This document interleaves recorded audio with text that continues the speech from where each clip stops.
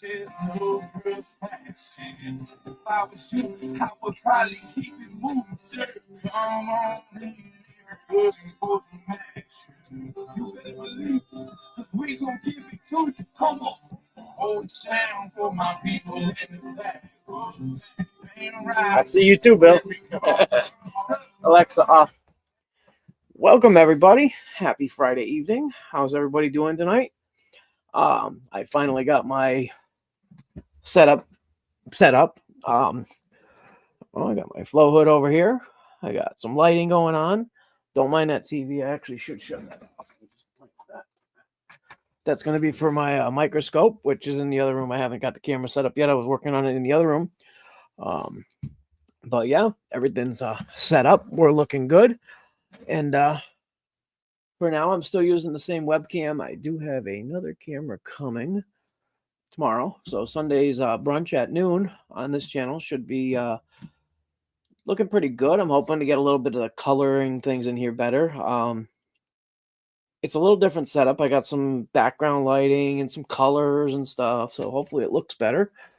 I appreciate you guys stopping by. We've already got 15 people. We just started 8 p.m. on a Friday night. I guess you guys aren't going too crazy anymore. I know back in the day, I used to go out every Friday night. I'd be getting up around, 7 in the morning, going to work, get home at 5, go to sleep for a couple hours. And by 7, 8 o'clock, I'd be getting ready to go back out and do that every day of the week for a couple decades. And you have to stop. Christopher, nice to see you. Work's been going good. Had some good luck throughout the past month and a half or so. I've been working, as a lot of you know. I've had to postpone the Sunday brunch live shows. I've tried to do a few lives here and there, drop some videos, some pics on Instagram, doing what I can. It's a little tough because I wanted to work to get funds to improve my channel, my ability to share with others, to produce better mushrooms, to grow gourmet mushrooms as well. That's an expense I hadn't looked at before, so that's going to be coming in the future. Also, I wanted to get equipment, better cameras, better flow hoods, better microscopes, better everything, because you know what? After almost 2 years, we'll just say 2 years, I've gone through open air tech in a bathroom, SAB tech in a bathroom or in a room, in my main house, which is filled with contaminants. It's just dog hair, dust dander. It's everything you don't want in a sterile environment, to building my first, basically broke boy Gordo Tech wood box filter flow hood, which worked great. I mean, I went from like 20% success, maybe 30% success in a still air box to 40 or 50% success. Now, I'm not saying it's not that I didn't have 100% clean plates at times, but what would happen is you'd have spurts of everything goes great for a week or a month. Everything's going great. And then all of a sudden, a whole batch would contaminate. So you might have 100% success on one part of your grow, but you have to take your overall average. You can't say, oh, yeah, everything went great except for that 3 weeks worth of stuff. So I have 100% success rate these 3 weeks. It's your whole, success rate. So I went up to probably about 30, 40% with the first flow hood. And then I moved down into the basement, which was a decrease in sterility after a while, because I had to do things totally different. I had to work on sterile tech. I had to enclose my space because I was dealing with mold, water issues. It's a basement in a cabin, so there's not a lot of drywall. It's rocks. It's a rock wall basement, rock floor. We'd get 6 inches of water in the basement on a regular. So I sealed off one area in plastic and I did my work there. So then the next step, I went into building a bigger flow hood, which was probably about a year in, maybe 9 months to a year in. And I got a big 24 by 24, 12-inch thick filter. I got a 12-inch inline fan, basically like a Dayton, but it was an inline. It was just as good. And it worked great. And I went up to probably 70% success rate with only, 3 out of 10 times the setup would fail, meaning pour a stack of plates, everything's great. Do that 7 times, it's great. Then 3 times they'd all contam and you wouldn't know what the hell happened. And if you weren't, and what I learned from that is you gotta seal your each step it away from others, because if you have a box of plates and they're not sealed, like I have 2 stacks of plates up there in their original bags. I did them in front of the flow hood. They're both perfectly clean, and they're just in the plastic bag that I took off, put it back on. Now, what was happening is I would take that, and I would do that before, but I would open them, and then I'd put plates in from another batch, and you learn each thing is separate, so you can get your percentages of success up higher than that. I don't know why I'm on this rant, but anyway, so then I said, you know what? I really want to improve. I ended up winning this Gorilla Grow tent, and that's been working amazing. Yeah, I have no complaints. I did have to get a better humidifier. Diaper Tech is not working properly for me on that one. It's working to about 60% humidity.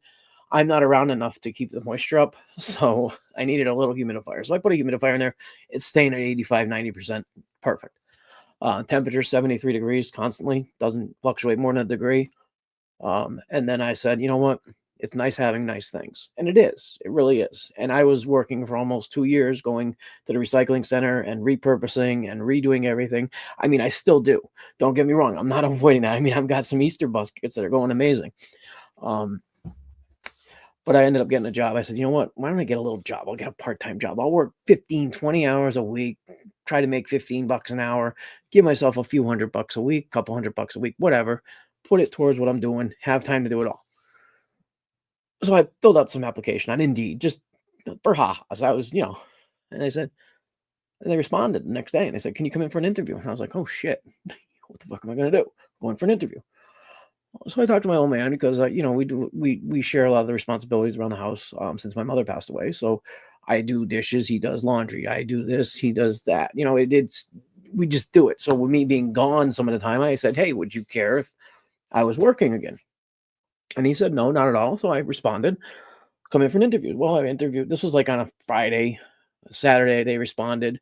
I wrote back, and then on Sunday, they responded, can you come in tomorrow, Monday, at 1:00 for an interview? So I said, of course. And so I got there about 12:30. I'm a little bit of an early person at this point in my life, after being an addict for so many years and being late and doing everything wrong. Now I show up every day for work 15 minutes early or a half hour early, just so I know that if there's an emergency, if I have to stop or be delayed, I'm on time. It's a weird how responsibility kind of happens after age and doing things right for a while. So I show up at 12:30, and she interviews like 3 people ahead of me. One of them's a 18-year-old girl, maybe 21-year-old girl, very pretty, very well, dressed or whatever, just professional looking. But I actually applied for a place called um, Brookfield Farms. I'm not gonna tell the whole name, but the name said farm in it, and I honestly thought I was going to like one of the apple orchards or farms in my area that have little convenience stores attached. So they're selling vegetables and fruits. And I thought that would be great. I'd have access to cool stuff and play with vegetables and animals and everything. Well, it ended up being like a Petro Mart, just like a gas station, like a convenience store, a gas station. So I walk in, I'm like, this is not what I expected. And it was just a clerk, the person that rings up the register. So that girl interviews, and the woman that was interviewing was all smiles, very happy, blah, blah, blah. Next guy was mid-20s, did the same thing. Great. Everything was going great, back and forth, da, da, da, da. And these are all taking like 5 to 10 minutes. I'm like, oh, Jesus, man, she's got so many people interviewing. I'm like, it's not going to happen. Then there was a guy before me, and he was a little older, probably, I don't know, 40s, maybe 50s, but just, just look the part of a gas station attendant, like clerk. And I'm like, I've never done this type of work. I don't know their computer systems. I don't know the lottery. I haven't done this in 2 decades. I mean, when I was 14, I worked at a convenience store, but that was 30 years ago plus. So I talked to her, and 5 minutes goes by and we're talking, 10 minutes goes by and we're talking, 15 minutes go and we're talking, and she's asking me all these questions. I'm answering them. I'm very capable of communicating, as you might notice, and I ramble on, and apparently she enjoyed that. And then she says to me, okay, can you pass a drug test? And and at this point we're getting friendly with each other. I said, well, what do you consider passing? I said, yes, for most illicit drugs I can pass a drug test. I am on methadone because I'm a recovering addict for 4 years. That had already come up, and I'm almost off. I'm tapering off now, but I won't have, it won't be an issue as long as you don't as long as you know that it's prescribed and this and that. I said, oh, that's no problem. I'm glad to see you're doing good and all this and all that. Then she goes, how about a background check? Can you pass a background check? I said, what decade? So I said, within the past 10 to 15 years, absolutely. You go back 20 years, it's going to get a little iffy. If you go back 25 years, it's going to get really iffy. She said, well, what kind of charges? I said, well, the charges are very broad, but I basically was, found in a stolen vehicle and there was a lot of stolen material in there and I got charged with all of it. And I was with other people. We just happened to be in a joyride. And she says, okay, thank you very much. What's your availability? And I said, anytime. I like mornings. And then about 2 hours later, I got a phone call. We'd like you to train tomorrow. And this was from Monday to Tuesday. And that was the start of it. And since then, I've moved from one store to another. And I basically was working 40 hours a week instead of the 15 to 20 that I wanted since before Christmas. That's why I haven't been around as much. Yeah, so it's been great. I've been working 40-hour weeks for the past, like, I don't know, 6 weeks. The money's been great. Actually, around Christmas, I was working more than that because I was getting overtime. Plus, I worked Christmas and New Year's, which was holiday pay. So I was getting. And then I said, okay, you know what? I'm going to buy the equipment I want. I bought some core. I bought some vermiculite. I bought some little things here and there. I spent probably 60% of what I had, gotten paid so far. So I was up to like maybe $1,000 in stuff. And then last Tuesday, not Tuesday, the Tuesday before, I was at work and I bought a scratch ticket and I hit $1,000. So it paid for all the equipment I bought and it just put me at even and allowed me to buy a few other little things. I get another camera, it's incredible. I've shown up every day. I haven't called out. I haven't missed a minute of work. I've done everything I can to get better and everything is seeming to work out, which goes to show that if you do the right thing and you start thinking responsibly, things can work out for you. So Christopher, yes, I apologize for a long drawn out explanation of that, but yes, work is going very well. I now have Sunday, Monday, Friday off. The schedule is working great. I'm basically doing the second shift at that store from 2 to 10. I was doing 5 days. Now I'm doing 4. They wanted me to continue doing it, but I really wanted Sundays off so I could spend it with you guys and do my my Sunday brunch. I told her that from the beginning. I wanted at least Sunday till 4 off. She worked it out. So now I'm going to be doing Sundays again and I'll have Monday off so I can talk with you guys and still do all my stuff. And, it's going to be a lot better. I can't wait. Don't really have anything planned, but hopefully audio and camera stuff works out by then. Cause right now it seems like everything's going good. Hopefully the lighting and everything looks good. I just rearranged everything today and finished cleaning out the lab, except for that corner over there, but we're not going to look over there. We're going to look over here. Yeah, so it's going good, Christopher. Thank you. Let me get back to the beginning of the comments here. I know I'm going to be way behind, but I remember Daddy Myco typed a comment in here. He says, I'll say hi to everybody as I go. I do see you all, B. Hendricks, Jesse, Mass Mofo, Bill, Christopher, Rodmond, Mike. Happy, what's going on? 5280, what's going on? Okay, Rodman, I said that, yeah. So anyways, let's get back to comment. I discovered my first pins in 3 shoe boxes today, and I'm very elated. Congratulations. That's a great feeling, isn't it? You do your little pin dance. I do it every time I see pins. I get, it's great. Pin dance. I do it. I post pictures of my pins all the time just because they're awesome. And but is it okay to miss pins? If not, what do I do going forward as they fruit? Okay, couple things. One, what are you fruiting in? If it's just a shoebox on a shelf in a closet with a lid, or is it a dub tub? Is it in a fruiting chamber, shotgun fruiting chamber? Is it in a mono tub, modified or unmodified? There's a lot of different aspects to that question. So later in the comments, type your question with what it's in for a container or in for a fruiting conditions room or area, and I'll get to it. So there are answers for that. Yes. Let's see.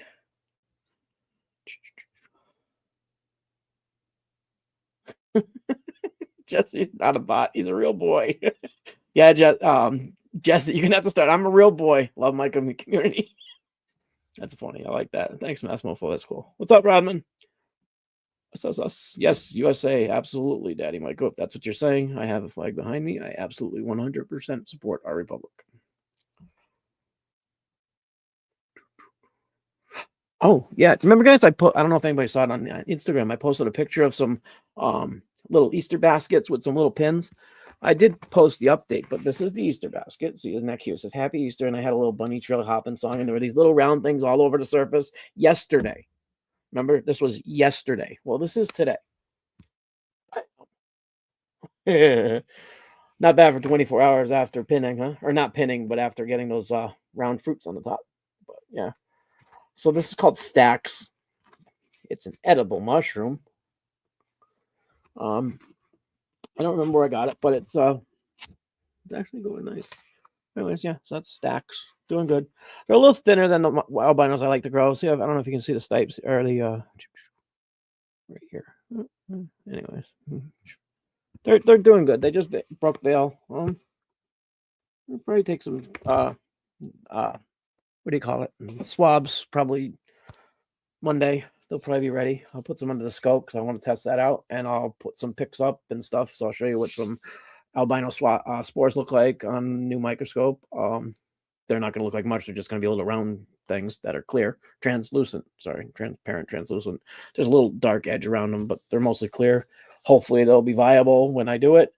Then the other thing I was saying, like before, when I was saying how I use recycled things from the dump and everything, and how I just showed you that Easter basket. Well, here's another thing. You ever seen these big Tupperware containers? These are like for cakes or something. Well, I found one that's about 2 inches thick. Okay. And then what I did is I had some spawn that I did of my thick halo golden teacher cross. So I put it in here, and it's colonizing.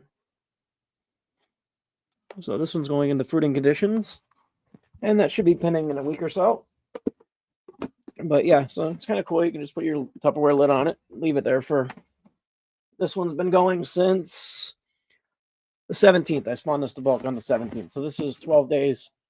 Well, 13 days after spawning to bulk. So that's looking pretty good. And when I opened it, I said, wow, that looks good. I got to show everybody. And one other question one other thing I did want to mention to the Daddy Mycology guy. Here's an example of pinning. This is Stormtrooper. It just started pinning.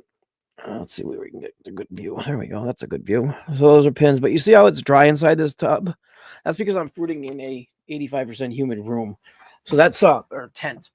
So that's a big difference. I don't have to worry about the tubs having moisture on the walls. The substrate's staying moist. It's not losing moisture because it's 85% humidity in there. But we'll get to you when you type updated comments at the bottom, hopefully. Rock and roll. What's up, Happy? Rodman. Very nice. Very quickly. Yeah, it did. Thank you. Yeah, I went with blue. Everybody was telling me try purple, try this, try that. I like blue. So hopefully when I get the new camera, I'll be able to do a little more lighting effect because I was watching a couple videos on lighting, how you have to have like a key light in the back, not a key light, which is you white balance to your key light and to your main light. And then you should have like a background color light to fill it in. And then you have to have different angles lights. So I got light there, light here, so I can change the different angles. Lighting is a bitch. Okay. And I have no idea what lighting had to do with everything, but I'm learning. And then I got the one on top of the fluid just shining down because it tipped over because it was shining on the flag. Now it's just shining straight down. So that's not actually the intended effect. It was supposed to do that. It was supposed to do that. Sorry. But it looked cool on the flow hood too. So whatever. I didn't really notice it till just now. Yeah, I lost like 15 pounds since I started working. I'll probably try to get down to like 2.25. I went to see my let me put this comment up so everybody can see what I'm answering here. Thanks, Christopher. I got to learn how to do that because I've been watching other shows and they put the comments up. And then I realized that if I watch this right after, the comments don't show up immediately. So it takes a day or two to show up on the live chat feed to show the recorded chat. So I'll try to put your comments up more. I apologize. I'm still learning all this computer crap.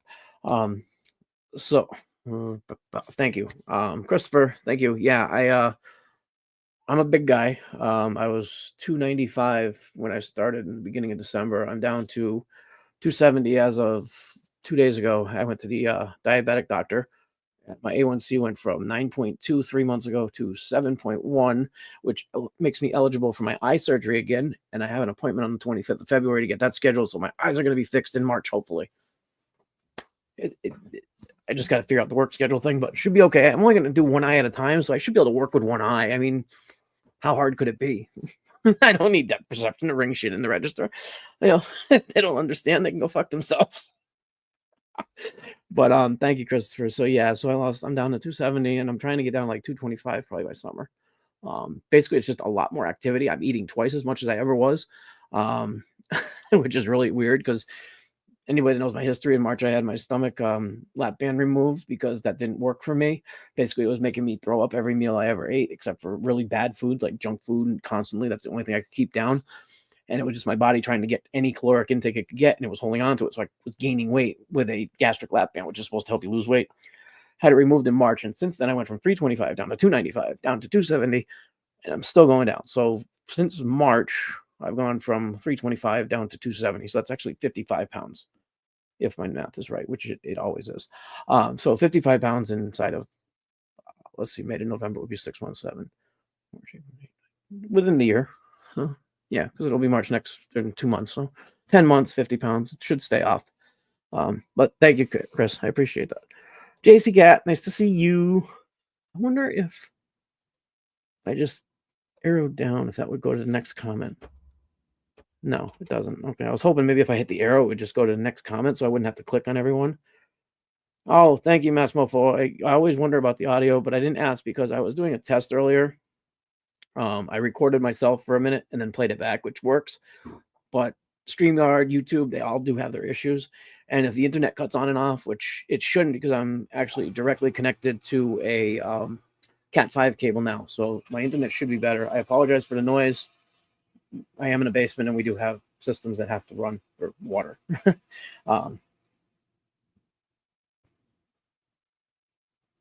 Your flow hood on says it all. You got me thinking so much about expanding my space over here. JC, I mean, I honestly believe that going through Still Airbox, Pro Boy fan, Gordo Tech, still flow hood, all kinds of different systems will help you in the long run. You'll get your stereo tech down. You'll know. So when you get the flow, like when I got this, I immediately knew not to put stuff in between the flow and my plates, not to work over things like that. That you build up so much knowledge by going from zero, from starting at zero. You learn so much more. I mean, I watch pretty much every YouTube video there is. I talk to as many people as I can through chats, through Instagram. It's very hard for me to see other people's stuff because the feeds don't feed me your guys' pictures. I have to physically go check, and it's hard to check 1,000 people's pictures every day. So what I do is I watch for stories, I just share my stories, and then people that respond, I check their pages out and I follow and like it. So anytime you guys have something you want to show me, please just forward it to me through Instagram, through mail, whatever. I'll look. I don't mind. It's good because I have something to look at when I'm at work. Not that I spend my time on my phone, but I get a half hour here and there, and I can go through and check things. I mean, Rodman, I've talked to you while I'm at work. Same with Happy, I've talked to you and several others. I just go on Instagram and I talk to people if I can for 10 minutes here and there. I can't sit down and have a conversation with you, but I can respond or type something in every few minutes. So it's been a lot of fun. Yeah, Jessica, it's definitely worth it. You've been here for a couple years now, at least from tea and everything. So I'm sure you got some Still Air boxes or Flant hoods or whatever. But honestly, guys, I got this one off Amazon. Now, I know you guys are going to say, oh my God, Amazon. There's only one problem that I had with it, and that was there's little clips that hold the filter to the fan. Now, that isn't a problem. What it is, it raises it off the surface of the table like a quarter to a half an inch, 3/8 of an inch. So what I got, let me see if I can find it. Put it somewhere. It's out there. It's 1 inch by 1 inch window, that the black foamy stuff that you put between the windows or ceiling strip. I can't think of the name. Somebody I'm sure will mention it in the comments after. Weather strip. So I put a strip all along the bottom and the front, and then I made a square around the edge, and I placed it. It actually sealed the whole flow hood to the stainless steel table without sticking it.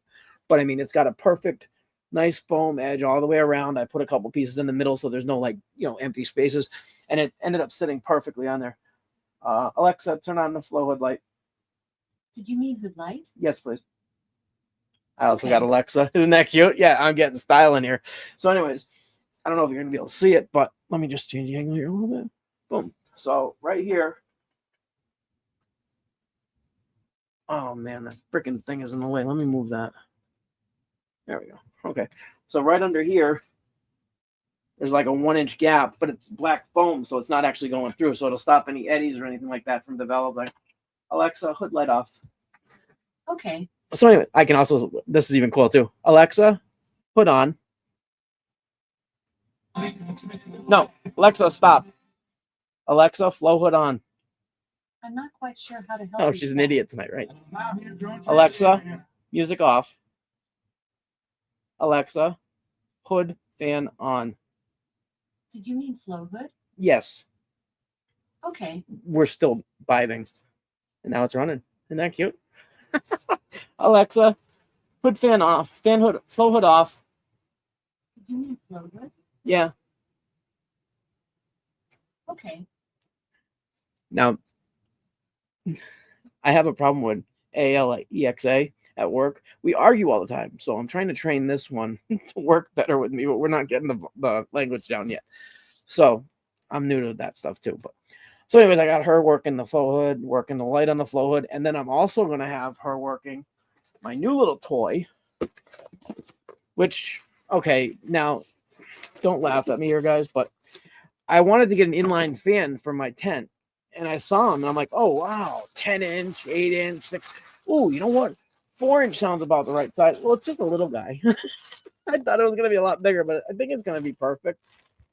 So I'm going to hook this up, and I'm going to put a timer on it so it'll blow fresh air in like twice a day for like 5 minutes. I got a filter for the back of it.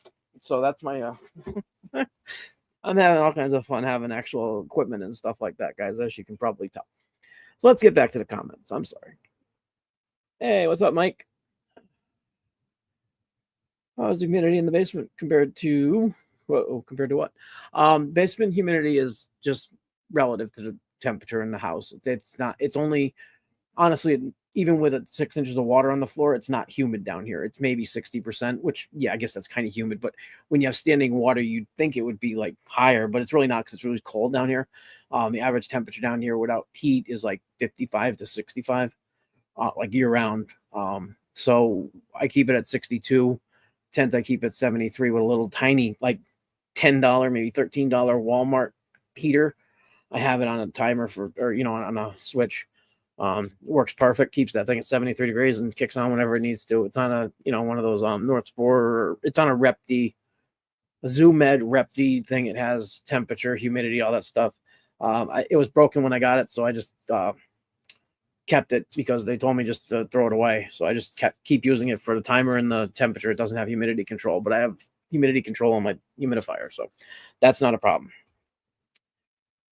So anyways, yeah, so the humidity is fine. It's just a little cool down here, which is cool. Is better than hot. I wouldn't want to be down here sweating all the time. That would suck.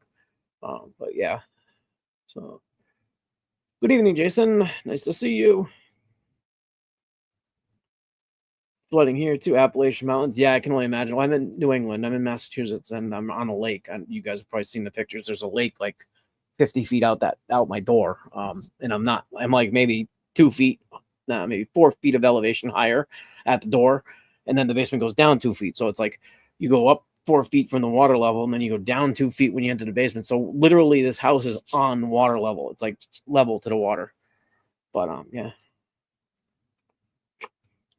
Hey, 5280, what's up?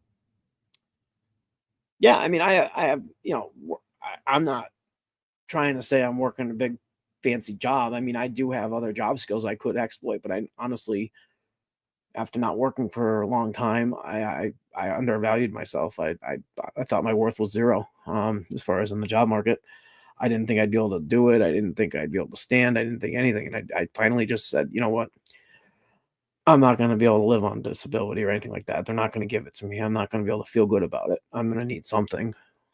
So I went for it. Fuck it. But yeah, I have no qualms about, my qualifications now. It took me a few weeks to realize that I'm actually a qualified candidate for the job, and I'm actually doing the job well. Yeah, I mean, mental like circles can happen. You don't realize your worth sometimes. It's like I saw a video the other day. It was a guy sitting there dancing, and there's two kids on either side of him, toddlers, like 2, 3 years old, maybe the other one's 4 or 5, and they're just dancing. They're jumping up and down. They're dancing, and then the guy in the middle is an adult, and he does a backflip. Boom, lands it. And all of a sudden, you see the kid on his right sees him do it, and he jumps up and tries to do it, and guess what? He landed it. And the reason he landed it, and they asked him, "Why did you try that? How you can't do that?" And he goes, "No one's ever told me I can't do it." It was just like, wow. Everything we've learned we can't do is because someone else told us we can't do it. And it's amazing how much things we tell ourselves that we can't do. I know it's a little deep for me, but anyways, sorry. Yeah, it's amazing how much stuff we tell ourselves that we just can't do it. We can't do this. We can't do that. Now, there are things that we are not capable of doing because of issues, environmental issues, or whatever, but anything we can believe we can do, we can do. Just got to get away from other people and ourselves telling us we can't. So it's just been a process the past month or so.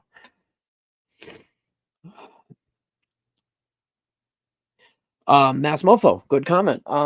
Actually, that's interesting because now that I've been working with the public again, I'm actually making a lot of conversation with people, and I tell them openly I grow mushrooms. I don't necessarily get into what I grow for mushrooms immediately. It's usually I tell them I grow edible, lion's mane, shiitake, this and that, reishi. I don't get right into I grow magic mushrooms by the ton. No, I don't get into that.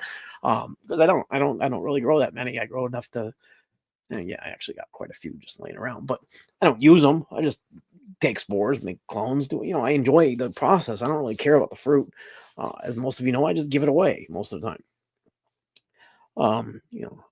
So what was I gonna say?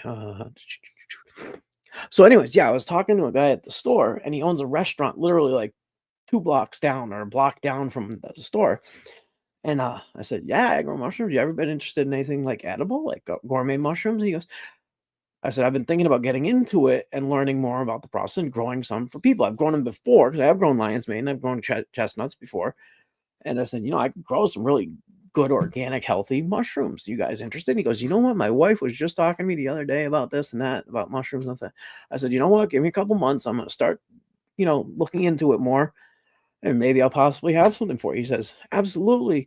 And then he kind of side comment, S-I-D-E, side comment. He says, "Just show up to the back door if you ever need anything." And he was kind of winking at me like, if you ever want to come work for him, because I was telling him I was a chef when I was younger and this and that, and I went to culinary school and all that. It comes up in conversation when you're talking to people about restaurants they own. So I got into it. That was actually, that's amazing you mentioned that, Mass Mofo, because that was exactly what first thing I thought of too when I started talking to people. I'm like, I should start doing this and that. And then the store that I first interviewed at has a lot more stuff. They have like a chicken food thing. They got some wine. They got vegetable. They got a bunch of stuff in that store. And I said, "Hey, I should start growing microgreens. I could sell them to you guys." That would be another friggin' rabbit hole I'm not ready to go down yet. Microgreens. I know they're popular, but maybe not in our area yet. So then it got me thinking, what I should do is I should start saving my money for one thing. And there's a lot of like not barns, but like garages that people own near their property in this area that are like vacant with like 2 garage doors, and they're just a like 2-car garage, 2-floor. And there's like 3 of them that I've driven by 100 times, and they're just vacant. Nobody's ever in them. That would make a good place to grow mushrooms, sell mushrooms, have a roadside farm stand, grow some tomatoes, have a bunch of vegetables growing out of this. The rabbit hole can go very, very deep. And I do have plans eventually to do that, but it's going to be 5 years out, hopefully less than that. But I'm not thinking anything this summer, maybe the summer after. But good comment, though, Mass Mofo. I appreciate that. That was exactly what I was thinking. Kind of try to get some stuff. What's that, Chris? Ladies, man? Yeah, okay. Gourmets. Smiles, 50-80. Whoop, whoop. Okay, let's see where we're at. That's awesome. Oh, hey, what's up, Daniel? Hey, what's up, Jesse? Thank you, Owen. Thank you. I'm trying. Yeah, I've been doing some transfers and some grows, and I was talking to Happy earlier. I'm growing the culture. He sent me a copy of Albert 2, which we got from Captain Trips on Instagram. And I was looking at it, I'm like, you know what? I inoculated the grain on January 10th. So it's been 21 days and I've already got, half-inch pins on the thing, and it's a nice pin set. Yeah, they've like doubled in size, Happy, since yesterday when I showed you a picture. I might have put another picture in the post earlier. But yeah, they've like doubled. So I'm thinking, yeah, another week. Probably next Friday I'll probably pull them. But I'll have pictures going up, guys. Yep. But thanks, Owen. Appreciate that.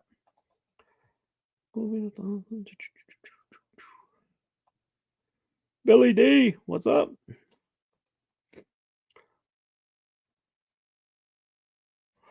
Actually, Rodman, it took since I started. I told him originally that I needed the day off because I do a podcast on Mondays about mushrooms and stuff. I told him straight out what I do. I don't, why would I lie? If I lie to them and they find out something later, I'm responsible for being a liar, not only doing what I'm doing, but I'm lying about it.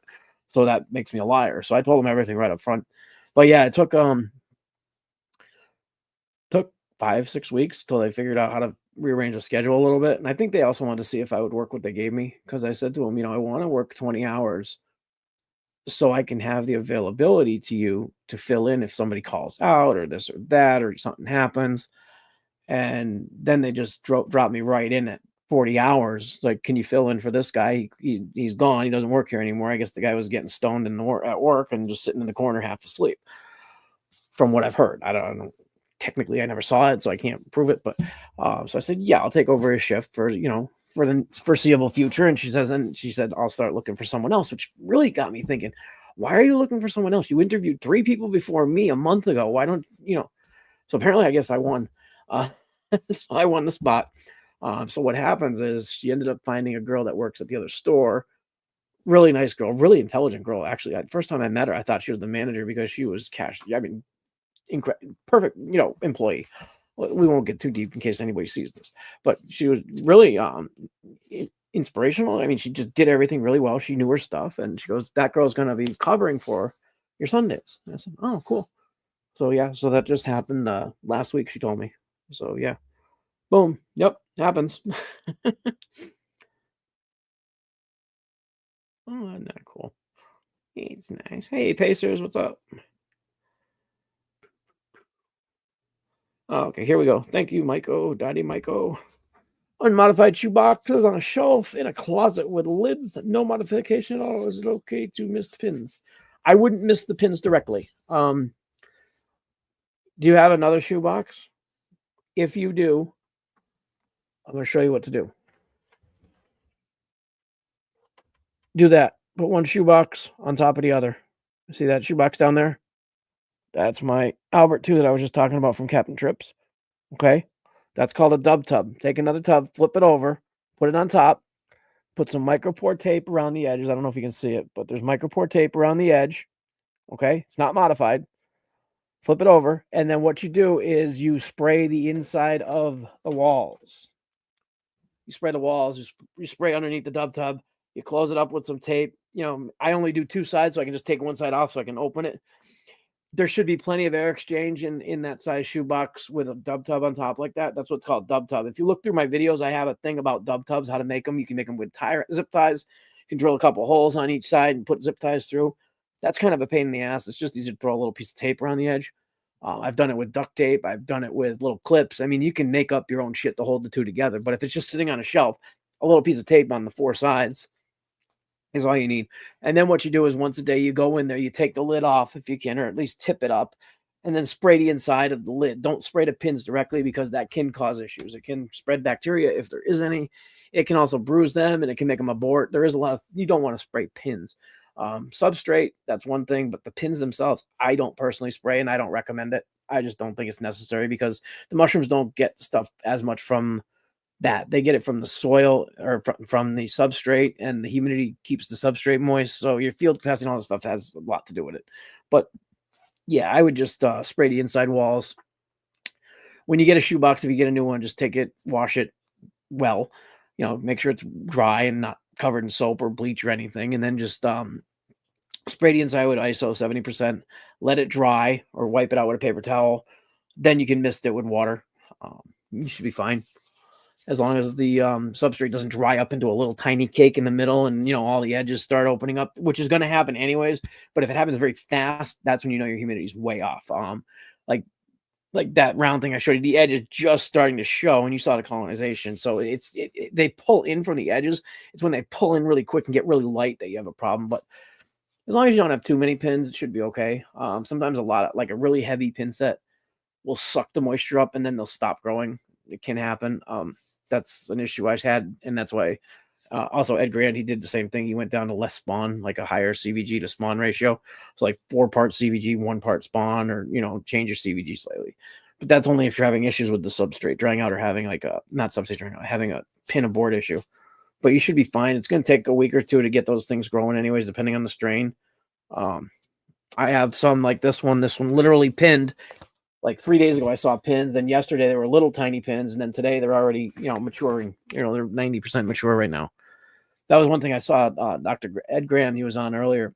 He had a quick video. I think something got screwed up because it was only like 30 seconds longer. My V got fucked up, and he was talking about how overripe mushrooms could be starting to get bacterial and sucking bacteria up from the substrate. And one thing I wrote him a message. I said I was kind of curious if the way we see fruit, like at this point right here, I would think that's done. Okay, those are done. But now what's going to happen is these edges of this fruit are going to start spreading. Okay, they're going to start curving up, and they're going to expose the gills. Now I'm thinking that at that point that fruit's already going bad. I'm thinking maybe if you've, because we all want to see that pretty mushroom with the, you know, big base and the cap flipped up and all the pretty blue. What if that's too late for like a healthy mushroom, for a healthy, non-bacterial, well drying? I'm talking like, you know, the stems and stuff are still firm. So what you do is you gain quality after drying, which gives you bag appeal if that's your choice, instead of having to get, because I notice like smaller stipe mushrooms that grow to the end of their cycle when their spores are everywhere, they dry up into little, you know, horrible looking fruits. Like big thick albinos, they dry a lot better. But so I wrote him a question. I was wondering if maybe a lot of the community, not necessarily you or I or anybody in particular, is letting fruit go too far just to get the picture and making everybody believe that you have to let the fruits go to that length. Because honestly, I think those look beautiful like that. Why do I need to wait for the gills to open up even more unless I want spores or something, which is fine. But as far as the edibility question of it, maybe we're letting things get too ripe, which is causing stomach issues, because I myself don't get stomach issues off the fruit I eat because I dry them at a different time because I like them to be a certain firmness. And when they dry, I don't want them shrinking into nothing. I want them to be material. I don't want them to be just all water. Because, anyways, that was a thought I was having, and I wrote him a note. So we'll see what happens with that. But anyways, yeah. So yeah, just make a dub tub, or just, you know, if it depends on, you know, yeah, you'll be good, Daddy. It's not rocket science. Just keep them moist on the walls and the lid. You don't spray the mushrooms directly. Oh, thanks, Mary Daniel. Hey, Steve, what's going on? No, it was it's like a Tupperware for like cupcakes or muffins or something. I found 2 of them at the dump or at the recycling center. It's literally just a flat plastic Tupperware. It's even got the burping thing on the top for burping it. Like if you were doing Tupperware. Yeah, it's not a pizza. It's a cake. It's like a 1 inch thick. Beautiful. Yeah, it's already starting to get ready to pin. There's some primordia on there, but you can see the edges starting to come away a little bit. Not much, but just normal. This goes in the tent, so I don't need to worry about the humidity on that because it'll stay perfectly fine in there. The one thing I did notice is with the humidity is having 85% humidity in the tent, substrate is not drying out as quick, which I think why we do the high humidity is to keep the substrate, to keep its moisture, because the high humidity in the air is going to keep the moisture from evaporating from the substrate. So it's not necessarily keeping moisture on the walls. It's keeping the moisture in the air, the relative humidity to the air, which temperature and all that stuff can have an adjustment to it. Because if you have 73 degrees and it's 85% humidity, and then all of a sudden it drops to 60, you're going to get rain, or you're going to get, you're going to have condensation, this and that, like beer cans, stuff like that. Anyways, you guys can deep dive that. It's not rocket science. It's just moisture. You keep the humidity up, substrate stays moist because it doesn't evaporate. Mushrooms have plenty to drink. They grow big and happy. But no, it's not a pizza party platter. I wish it was. I'd go for pizza right now. Let's see. What's up, man? Azul Mesa. Hey, how you doing? Nice to see you again. Let's see. Some cheap LED strip lights. So you can... Yeah, I got actually. I don't know if you can see it, but up on the ceiling, I got an LED strip. I do have a set of what you're talking about, but yeah, I got an LED strip going on up there. It keeps the top blue. But yeah, I have some red ones. I bought them for an RC car where you can just cut the strip to whatever length you want, and then there's little connectors and stuff. I've seen those. I don't really need that much light because when I'm working, I just turn on plenty of light. I mean, I have plenty of light in here. But for filming, it's a little different. It's a little more pain in the ass kind of thing. I don't know how to put it. It's just yeah, but I appreciate that. That's cool. Oh.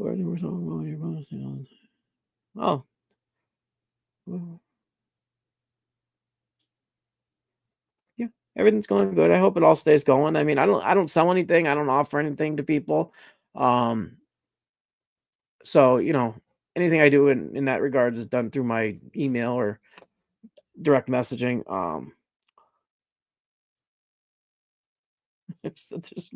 Sorry.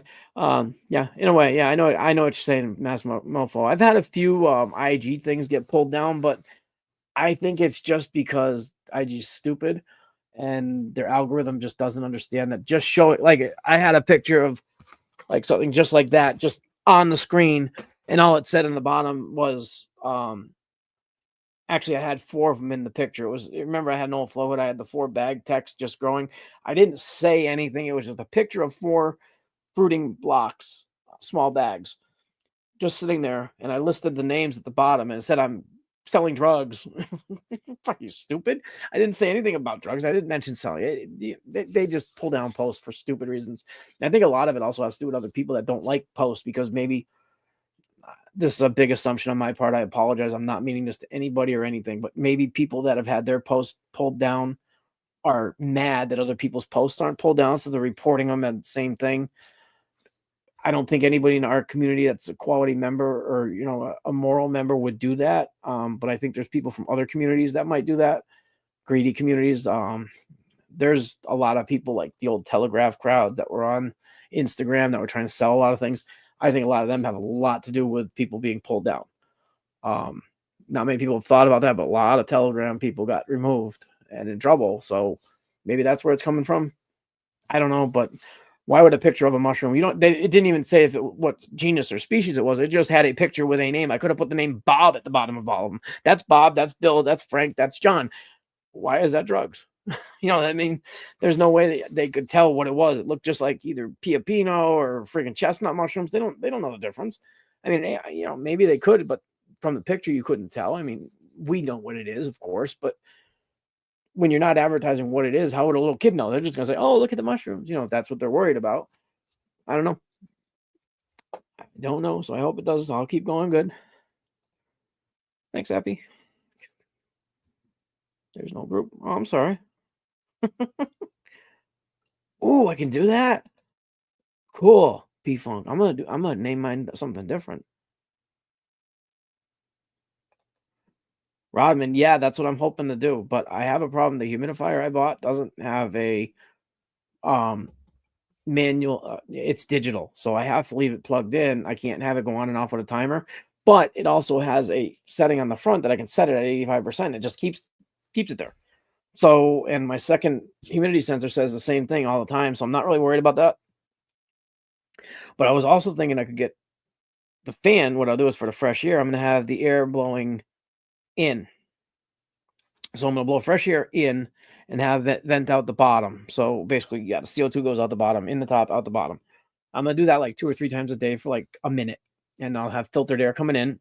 It won't be HEPA, but it'll be like MERV 6, MERV 8. I forget which filter I bought. Yeah, excuse me. So yeah, it'll have filtered air coming in 2 or 3, maybe 4 times a day. I'll just bring, because I open it at least twice a day anyways. And I open the tent and make sure there's fresh air going in. But yeah, so that's kind of cool. I've never been into this technology shit, so it's getting interesting learning about it. Now I'm looking at laptops and computers and all that shit, and it's such a deep rabbit hole of stuff you could do for audio, video stuff. I mean, all of the creators I know talk about the same thing. They have sound issues, they have video issues. And I mean, honestly, I'm working on a shoestring budget still. I'm not spending $1,000 on a camera. I'm not spending $1,000 on lighting. I'm still, I spent $10. I got 2 little lights. I spent $30 on my mic, on my camera here. I spent $30 on my mic. I mean, I'm at the low end of the spectrum. I think it was Newbie One sent me a bunch of stuff. Yeah, Newbie One. He sent me a bunch of plates. He sent me a bunch of audio video equipment that I have no clue how to work. It's called an Osmo. It's something you attach to your phone. It's got like a gimbal, and he sent me all this extra stuff he had. I have no clue what to do with it. So if anybody's interested in like some Osmo gear and they're needing something, let me know. We can talk about it or maybe share something or trade. I don't, he said if I don't need it, pass it forward, which I'm more than willing to do. So yeah, so I'm just getting into it. That's AC Infinity has a new AC heater you just released for Regrowth 10. Yeah, honestly, I have literally, it was the Mainstay, which is the Walmart brand, and it's literally a little box about this big. It's like maybe 40 watt, and it keeps a 2x4 tent 73 degrees, and it runs once in a while. I mean, I haven't heard it run since I've been in here. I think it just turned off. It might have ran just once, but it barely runs. I mean, maybe a few times. Yeah, it doesn't touch the electricity, so it keeps that warm. And the Gorilla Grow tent's incredible. I mean, it's all metal or not metal, it's shiny inside. It's thick. It holds humidity, holds temperature. I mean, that I have a 3-liter humidifier. I fill it maybe once a week. So it's holding everything in there good. And the temperature at 73 is keeping the RH high enough. The temperature and humidity are keeping the relative humidity high enough. Yeah. So I know AC Infinity has great stuff. I agree. Yep. But I don't have the money for all that stuff. If I was growing 20, if I had a big open space, I would have 2 or 3 8x10 or 8x8, 10x10 tents, a couple 4x4s, and I would have them all through, different systems like that. But I have barely enough room for my little 7x12 room here and a little 2x4 tent. And then I have other space, but it's not cleanly. It's not as clean as I would want it to be. I mean, even if I scrub the whole basement, it's all rock and concrete. So as soon as you're done scrubbing it, walking across the floor is going to cause concrete dust, which it's a constant thing. You just can't keep up with concrete and rocks. It's just the way it is. So you either leave them alone and they just kind of do their thing. I mean, or you don't do lab work in a rocky basement. Hey, what's up, Sandy? I'm sorry, Steve. I missed that one. Let's see. Okay, hold on. I missed a few. How did I get down here? Okay. Sorry, my thing jumped down. Oh, thanks, JC. Appreciate that. Pay attention to where you're in your workflow process. Try to always avoid work. Yes, absolutely. Don't work over. Like I even noticed myself doing something. I don't know if you guys see when I work with plates. I pick them up. Okay, this is just a new plate. Oh, this is the pour from the other day. It came out beautiful. There's not a spot in there. It's looking through the plate at me. Hi. So anyways, when I was working with plates, I keep them upside down. So the lid is on the bottom. This is not when I store them. This is when I'm working on a culture. So I have a plate with a culture and I leave the lids like this and I just take the bottom off the lid and I leave the lid there. And I was noticing I was going over the lids. It's just one of those things you don't think of. I'm not going over the surface, but you're still going over the lid. So if any dry skin falls off your hand onto the lid, then you put this back on the lid, flip it back over, boom, that's a contaminant. Possible. I mean, with a flow hood, it's a little less, but so if you flip it over here and then work, that's where a little bit of extra space comes in handy. And that's just the way it's just good. Like every culture I've done in here has been awesome. Those aren't those. Like this one, I transferred this one. Omni looks good. Just coming out nicely. So yeah, I got a whole bunch of them. They're just not in here. But yeah, just always keep things away from over whatever you're working on. Either your lid, don't put your lid down on the surface with the surface like right side down, because you could be picking stuff up on the rim, and then when you're wrapping it, there's so many different ways for contaminants to get in. It does happen, but just be as careful as you can. And having proper sterile equipment does really, really help, but it doesn't help you learn how to work the equipment. So you can have all the great equipment you want, but if you don't know how to do it, you don't know how to do it. I mean, I don't know how to do it all yet. I mean, I maybe at 60% of what I need to know as far as sterile procedure. And I've watched every video you guys have watched or have tried to watch, and I try to share as much as I can, but sometimes I get a little out there. But yeah, thank you. Actually, thanks, Steve. That's good note. That's good to tell everybody. I appreciate it.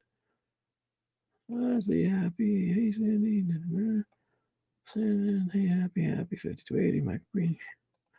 Yeah, I did see that. It was pretty easy. You could basically do like broccoli or a bunch of different ones where you basically you got to get the seeds, and then you plant them, and then they grow in like 3 days or 4 days, and then you just cut them all off. I mean, it looked really simple. Problem I have is the space to do it. I mean, where in the summer it'd be fine. I could do it outside in a little greenhouse or something, or But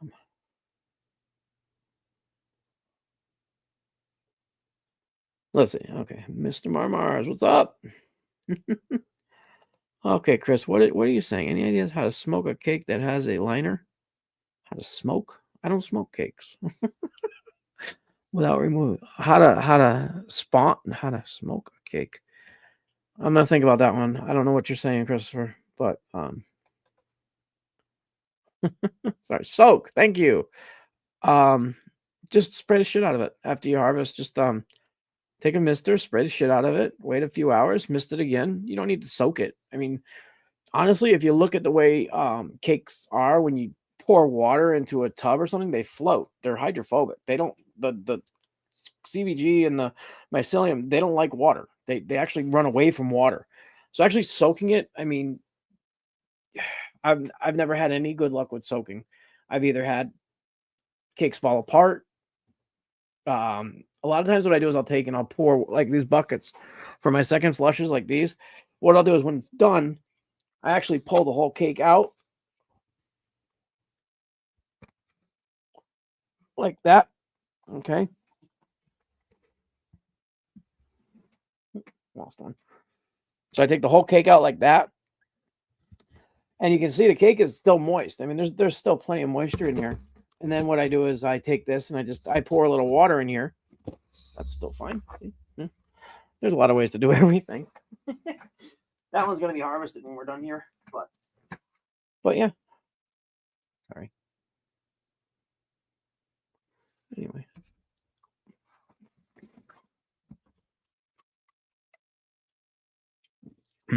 Good ones. Anyways. I love those stacks and those stormtroopers. They don't taste like anything bad. They're good pioppino mushrooms.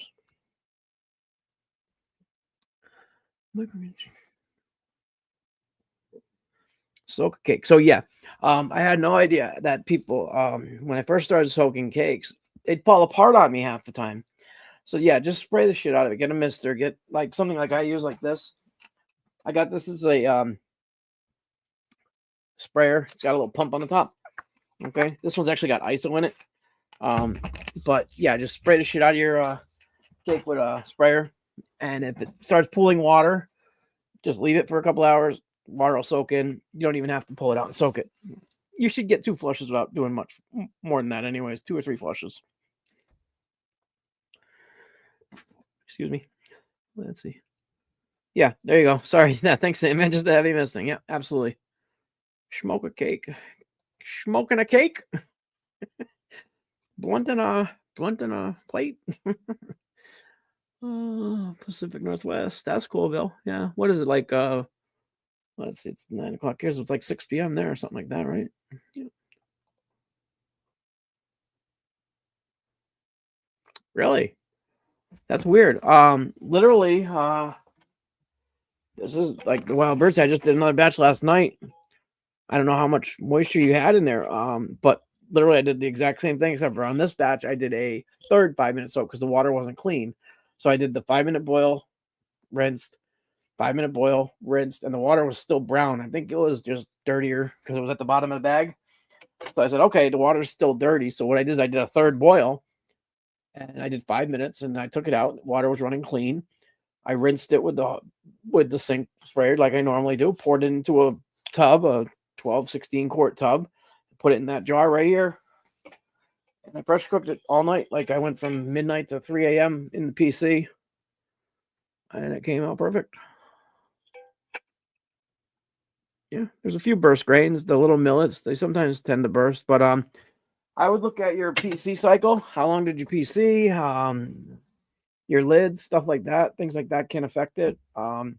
If you took it off and it was too hot and tried to do like hot shake and stuff, if you have unmodified upside down lids, like these lids I did on these new wide mouths, I just did them with the upside down lid tech. So these lids were loose when they were in the PC, but I let my PC cool for 8 hours. So by the time I got to the PC, actually I used my autoclave, but by the time I got to it, I had it. There was no pressure, no vacuum, no nothing. Opened it, tightened them, shook them up a little bit. They shook right up. I mean, maybe it's environmental. Maybe your wild bird seed is different than mine. I don't know where you're at. Anything can happen. But yeah. But I've had many times when oats do the same thing. Oats contaminate on me all the time. Yeah, dub trub's easy. Daddy Mike, I have a video on my channel. Just go down and it says dub tub tag, how to make dub tubs. There's plenty of stuff on there about that stuff.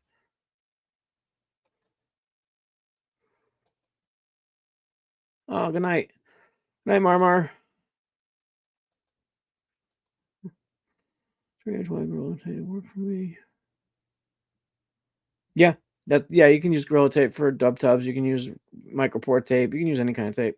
Actually, I used to use the 3-inch wide Gorilla Tape, but yeah, Happy, you've seen my tubs like that where I put it on one side and then the other side I just put like a little piece so I could open it and close it real easy.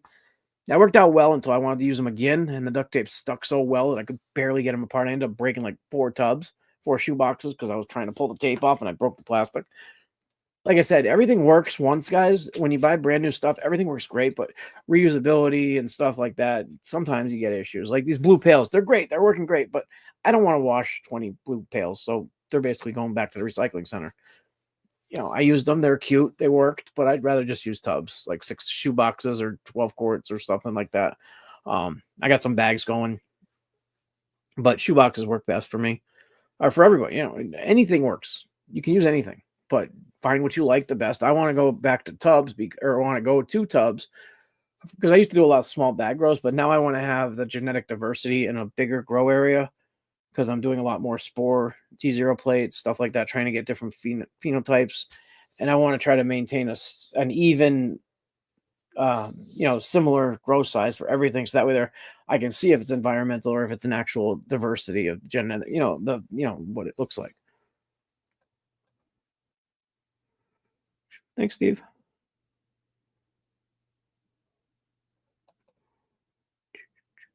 Still snow on the ground, rainy 50s. 50 Fahrenheit, shit. It got up like 37 today, and it was like it felt like a high summer day. We had minus 14 plus a 40-degree wind chill the other day. So it was like minus 50 with wind chill.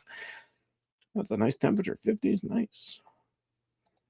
Hey, Steve, can I just use core for substrate? Yes, you can, Christopher. Yeah. It's just not going to have as much water content as you would if you had a vermiculite or aeration. Like vermiculite just adds little spots for air to get through, or it lets aeration into the substrate and water. It absorbs water, so you might notice a little bit of difference. But if you're always using the same thing, you can just adjust your spawn ratio a little bit. But yeah, you can use just core. I've done it many times. Yeah, that's no problem. You can use just core. You're not getting any nutrients from your substrate for cubes. Now, if you're growing like a wood lover or something like that, yeah, you'd need to have something like, wood chip. But yeah, for what we grow, absolutely, Christopher. Oh, yeah, there you go. There's another answer from Sandman. Jesus, guys, you guys are answering my question for me. Thank you. Yeah, but it can be done. I'm actually going to be trying some Masters mix. I got some blocks from, oh shit, I don't know the name of the place off the top of my head. They were pre-made Masters mix, like how the core comes in a brick, pressed and dry. Well, this was Masters mix, which was sawdust and soy hull pellets already supplemented in a brick, and it was already made. I got 6 of them. I sent one to Happy. Happy, you should have got that today. I think I saw your tracking went through. It's either today or tomorrow. You're going to get that package. So, anyways, it's Masters mix in a brick like CVG. 9 Mile mushrooms or something like. I don't have my phone with me, but it's on my IG. I recommend them on there. So, anyways, you take this brick and you put it in a bag. They sent me 6 bags, 6 bricks, and it makes a 10-pound block. You add 2,600 milliliters or 2.6 liters of water, which is just under 2/3 of a gallon. So if you got about a gallon of distilled water, boiled 2/3 of it, you'd have enough. You need 2,600 milliliters. Boil that, put the brick in the bag and pour the water in, close it down so the humidity stays in. You let it sit for like 15 minutes. Then you like fold the bag over and flip it over, and it hydrates the full thing. So anyways, I did one, came out beautiful. I got this big bag of Masters Mix. So what I want to try to do is I was talking to a couple of people about trying to grow cubes on Masters Mix just for the hell of it, see what would happen. Because if you can get like pre-made Masters Mix in a brick and you don't have to add anything, you can grow these on them. Because if CBG is like non-nutritionative, why do we need to have anything special? We could use anything that holds water. But anyways, I know it doesn't. I think Ed was telling me that nitrogen levels might affect the alkali content, but I could just add some coffee. So I'm gonna mess around with a few bags, like do one like a teaspoon of coffee, a half a cup of coffee, or 2 cups of coffee, just to see if I can add enough nitrogen. I don't understand the chemical properties of nitrogen in that yet, but I will by the time I get done with it. So yeah, that's hey, Two Hawks, there you are. I haven't seen you in forever. I haven't seen you on IG or nobody. Good to see you, man. Heights. Two Hawks is our native friend. He's I forget, was it Cherokee or Heights? That means brother. Anyways, nice to see you again, Heights. I haven't seen you in a while. I missed you. Happy was just talking about you too, wondering what happened to you because we haven't seen you in IG at all. Your account's gone, everything. Hope they didn't hit you. I hope you left on your own and they didn't take you down. Let's that like button. Oh, thanks, guys. Yeah, hit the like button. I have a fresh shroom milkshake. Oh, yeah. Actually, that one there tastes fine. It tastes just like regular, grocery store. It didn't taste bad. I mean, it doesn't have any flavor. I mean, it tastes like it smells. It smells like a beautiful mushroom.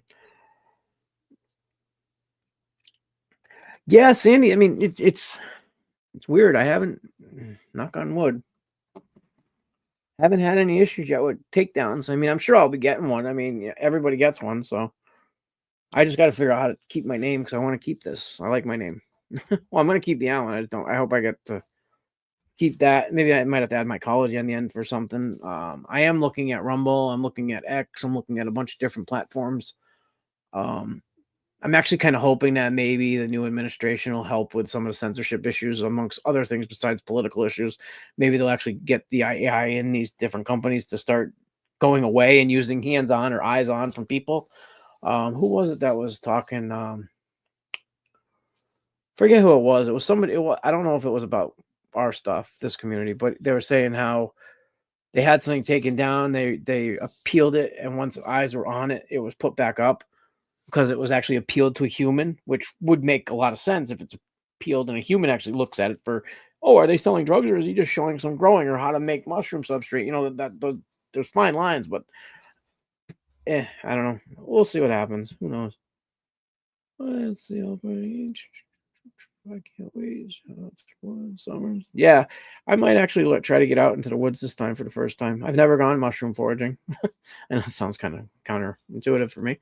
Never gone out in the woods looking. I'm a computer learned mushroom person. Let's see. Who was your first content creator that sparked inspiration in your journey to learn cultivation? Pop Shrooms. There you go. Pop Shrooms. Back in June, March, probably April or May of 2023, I started looking at stuff and I was watching his videos and I started watching all this. Back then he had a lot of other like how to grow stuff. And I kept looking and waiting for new content to come out from him about what happened, the results of all his experiments. And honestly, I was kind of disappointed they didn't come out. But I did find he started doing a live broadcast every morning called Tea with Pops at 9 a.m. And honestly, I'm not thrilled with some of the video part of it, but I've met a great, amazing group of people. I get kind of bored with some of the videos, not the videos, but some of the content. I mean, I understand it's great. I do like listening, but I've heard it all a few times already. So it's like now and I've been so busy. I feel bad because I like to talk to everybody in the comments, but great guy. Honestly, on July 20th, 2023, was the first day I caught his live because my mother died at midnight that night. So she died at midnight, at 10 after midnight, and at 9 a.m. I was watching tea with you guys. So yeah, that was the first guy that inspired me to. I was already growing at the time, but seeing a live just kind of kept me going. You guys know my story. Yeah, it's fine. Didn't even taste it tappy. Tasted like water and the smell of substrate. Nothing bad at all. I ripped the substrate off. It was small. It was only maybe a gram or two. Oh, okay, let's see what we got. Another suggestion: if you're dealing with bacterial plates and trenching, trapdoor. Yep. Make sure your plates do not have condensation on them. Yep. Agreed. Agreed. What's up, Four Leaf? Let's see. Hey, have a good night, Happy. Sorry I didn't get to your question sooner. Oh, hopefully, my impatience from lack of discipline. You'll find it, or you won't grow, mass mofo. You don't really need patience. You need to keep yourself busy. So you know, if you're staring at your mushrooms 24 hours a day, you're never going to grow. It's like watching a boiling pot of water. Literally, I started my job, and that was the best thing for my growth that's ever happened. I literally disappear for like 12 hours a day or whatever, and then 2 or 3 days will go by, and I'll come back, and I'm like, holy shit, everything's freaking blowing up. I actually ran out of colonized spawn today. I said, what the fuck? I have nothing ready to go. And then honestly, I have to take that back, because after I realized I ran out of colonized spawn, I found this bag of tat spawn that was all ready to go. So I broke it up, and I wanted to make sure it was still good, because I didn't know how long it's been here since 12/17. Oh, it smells amazing. So it's perfectly ready to go. I got to get some substrate in this in a little while. And I'll just put the spawn to bulk today, because I was shocked. It was just sitting over here with all my stuff. I didn't even realize it was on. I had a table over here with all my stuff, and as I was moving stuff in and out, it just got piled on top of. So yeah, so I'll throw that in a Easter bucket tech and see what happens. Maybe I'll do something weird to it or something. Maybe I'll do it like a lasagna just in the middle, like just do a layer of like really wet CVG, a layer of spawn, and some dry CVG, and then spray the top. I like to play around with that kind of stuff sometimes, just to, I literally have like 8 of these going in this tent right now, 8 this size buckets, a 12, or actually it's a 16 quart dub tub, 2 bags, that pizza box thing, 2 shoe boxes. I have so many things going in here right now. Yeah, so yeah, you'll get it or you won't.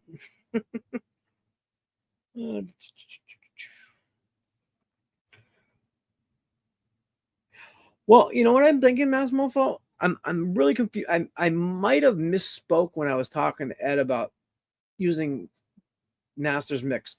Maybe he thought I meant using like a small amount of spawn, like you would normally use with like Lion's Horacium or things like that, where you just put like maybe 5% spawn into a bag of Master's mix, and it colonizes the substrate as its nutrient source. But if I did like a 4-to-1 ratio spawn to substrate, or 4 parts substrate to like 1 or 2 parts spawn, like quart of spawn, 2 quarts of Master's mix, would that work? Because it should be able to get the nitrogen from the grain. I'm thinking. I haven't looked into it. I just talked to him the other day, and I just got busy. But I was thinking, if I took some Master's mix, a little bit of coffee would give you some nitrogen. Probably over nitrogenate it, but yeah, it's a different reason though, Mass Mofo. It's not. I don't have any leftover for cannabis. That makes me think. Yeah, no, I don't want to mess with chemicals. If I start thinking chemicals from cannabis, like I do my cannabis grows with 100% horse compost and lake water, so there's nothing else put in there. No Miracle Grow, no nothing, and they grow 12 feet tall and produce 5 pounds on 4 plants. So I had plenty. I think I threw away half of it already. I didn't trim very neatly, but I don't think I even harvested it as well as I could have. I probably could have got more. Actually more than 5 pounds, because I already made a bunch of hash. My second batch of hash I screwed up, and I stored the temple ball in a glass jar that had a lot of air surface in it, and I got something weird happening on the outside of it. I didn't like the way it looked, so I threw them away. I had plenty. I made more. But anyways, yes, yeah, okay. I gotta start thinking about that. Nothing. He's still on every morning at 9 a.m. There's weird rumors and shit that people are, there's some weird people making comments. I have no idea what they're about. I listen to the message and talk to the people. He doesn't do anything bad as far as I'm concerned. He's a good old man, I'm sure everybody has their opinions, but I don't care. I'm listening for a certain reason. I'm listening for knowledge. different points of view. I don't judge until after I get all points of view. So, if I hear somebody talking crap, I really want to see the whole side of everything. So it's tough. I don't know. But he's still there every morning, 9 a.m. Sometimes his son Brock is on Mondays and some other days because Pop's had a cold a couple weeks ago, so he wasn't on every day. Brock's the one, the younger version with the beard. Likes to sing, likes to play tarot cards. Nice kid. I shouldn't say kid. He's like 3 years younger than me. But yeah, nice guy. I saw a comment video by an old man making this LCs for years by doing the following methods. Share. Cool. What's up? Okay. Put a square foil with 400.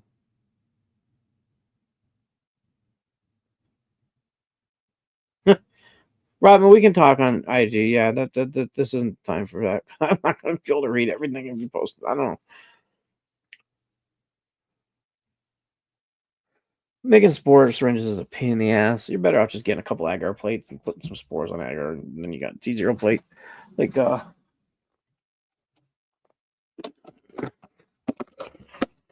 literally, this was from a Melmac. This was a Melmac T0 plate.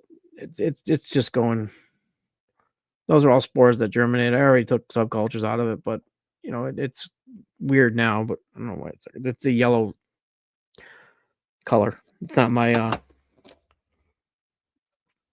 preferred blue. Like that. Things just grow out nicely if you just take it and then subculture it. This is a nice Cambodian. This one's ready to go. I could put this in bulk right now, right into a jar. That jar I got behind me, this is going in there after. So, and then like you don't honestly, if you're using spores, try swabs. Oh shit.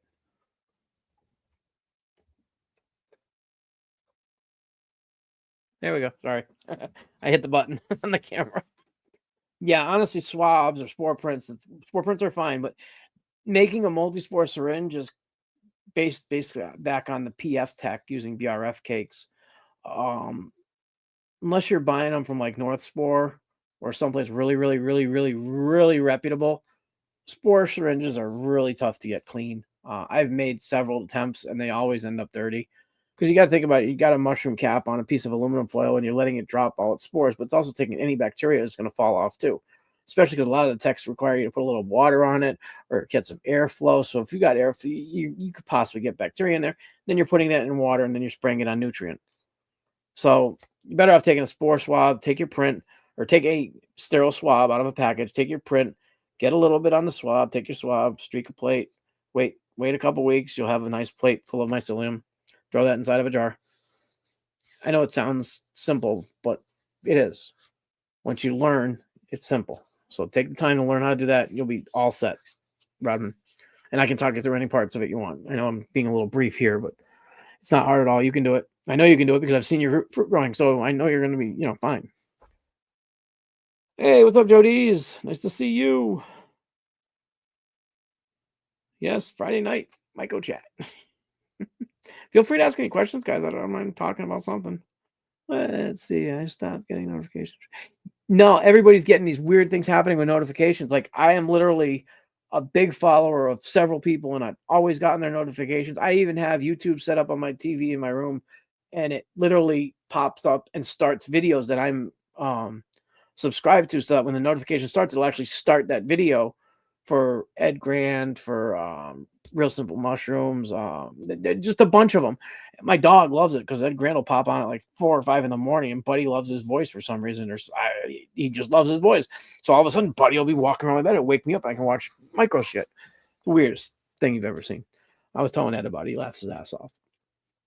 So So yeah, the notifications just stop being on the bell. You have like the bell where it says all something, something, something, and it's missing. It's like down on like private. I'm like, well, I didn't do that. So it's weird. Things are getting mixed around. So check all your notifications. What I did is I went through my subscribers on my YouTube and I just went to each one. I just checked for all of them. Like people have said the same thing about my videos aren't popping up in their description or their notifications. I don't know. But that was one thing I wanted to talk to you guys about since we got about 24 people right here now. If you can spread the word about this channel, I'm going to be doing a big 1,000 subscriber giveaway. It's going to be huge. it's not going to be, you know, huge money. It's going to be a lot of stuff. I'm going to probably do a couple prizes. That's going to happen when I hit 1,000. Within a couple weeks of hitting 1,000, I'm going to do it. So if you guys can spread the word about this channel as much as you can to other people that are in the community, I would love it. I know I got like 900 and something on Instagram. I'd like to get a lot of them over here. So I'm going to be making a post. I'm also going to be talking about this more Sunday during the Sunday brunch.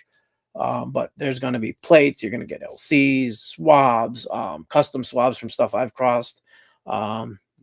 Of course, stuff in there that people like for the whole reason of what we grow and what we smoke and all, you know, everything people like is going to be in this prize packages. So spread the word. We need 1,000 subscribers. I'm doing it not for monetization, but I'm doing it because YouTube limits how many people get to visit my channel or view my lives. At 390 or 360 or whatever I'm at right now, I only get my subscribers can watch, and 25 people from the community get, if they're not subscribers, can watch. So it's like limited to you guys that are subscribers, or 25 people get, you know, will be able to click on it, and then it won't show that I'm live anymore to people. I dove into how that shit works. At 500, I think it goes up to 50. At 1,000, it goes up to a lot more. So I want to try to get to 1,000 subscribers so we can spread more content and share with more people. So if you guys know people, please let them know. Just follow. I mean, a subscription, there's no money involved. You just hit subscribe. I don't even care if you hit the notification. Just hit subscribe. Let's get up to 1,000. We'll do a big giveaway at 1,000. Probably a couple, 2-3 prizes. Shipping is going to be included. It's going to be fun. And then we'll be able to do more of our Sunday giveaways too coming up soon. As Sunday starts, I'm going to be doing more and more of those. Hopefully I'm going to be getting some good crosses done soon. Going to try to get some microscope feed for you guys to show you different pictures of different colors and shapes of spores, mycelium, hyphae, like haploid, diploid, just all the different stuff that's going to start coming onto the feed over the next couple months. So let's try to get the subscribers up.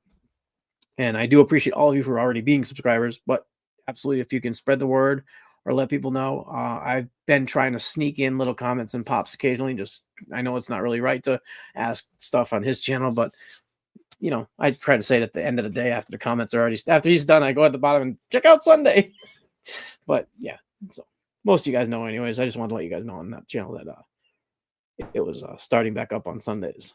But yeah, so that's what's up with the notifications. Hey, Myco Nerd, what's up? Patience key. I was wondering why. The key. Patience is key. You got, absolutely. Patients have a busy schedule. I mean, that can be a curse and it can be a curse or a blessing. Because if you're busy, you're not looking at watching the pot boil. But if you're busy, you can also not see something you wanted to see. You know, a lot of people get so busy they don't actually see the process of growing mushroom. Because like I know what stages things are at, and I know when pins are aborting, and I know when a surface is too colonized, like that Albert 2. That thing is at the very edge of being too colonized or being too much of a pin set. It's got a couple little aborts. I'm not going to touch them because they're being absorbed. I can already tell they're getting reabsorbed. But the major part of that cake is looking good. But I think if I went any heavier on the spawn, it would have had a whole lot more pins and they all would have freaking died. Just the way it is. So the spawn ratio on that is I put that big tote that I showed you guys. It has one Myco pint, which is like 3/4 full, like just this size. This is a pint jar. It's not a quart. So it's about 3/4. It's about 3/4 full. And that's how much is in that box, with probably about 3 to 4 pounds of substrate. One of my big little bags and a half. But so yeah, so when you get to sit around and watch these things, you do get to learn a lot more, but it takes a lot longer. And then you start worrying about every little thing you see. And you start getting like what is it called? Target fixated. So you see one thing and you're looking and you're watching the pins grow. You're watching it, and you don't see the big patch of green growing in the corner. You know how many times people have said in my videos, hey, check out that tub, it's got green in it. I never saw it. I swear to God, I go back down, I look at it. I'm looking right at that thing. I'm like, I don't see any fucking green. I'm turning it around. I go in the video. I'm like, oh, wow, there's green. Then I go back down. Oh, there it is. I felt like an idiot several times. It just happened a couple weeks ago. I had a tub of something. I was showing pictures, and swore there was nothing wrong with it. I came down here, nothing wrong with it. Went back upstairs, looked at the video again, and I saw it on the video. I'm like, I looked at that thing 300 times. I've never seen it. So it's a curse and a blessing. You do get target fixated on watching every little step of the grow, which can hurt because you're fixated. You're not seeing the big picture.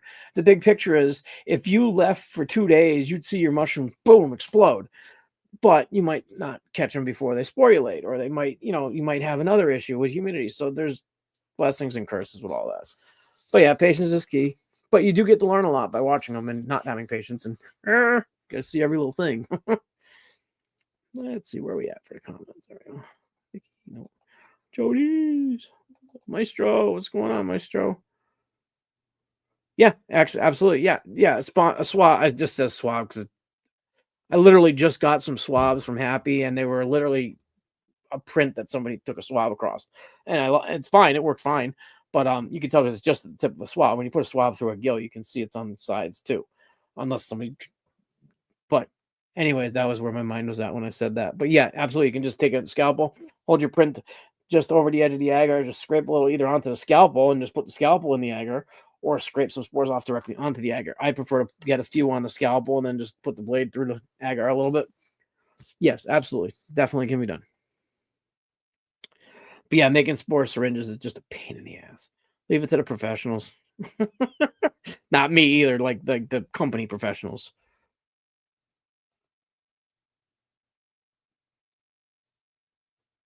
Oh, okay. That's good to know. Thanks, Joe.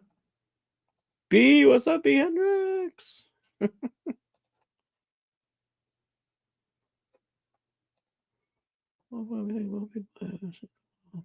Oh man, me too. I was just talking to Ed that last week. We wrote like 5 or 6 things back and forth, and I said, has DK been okay?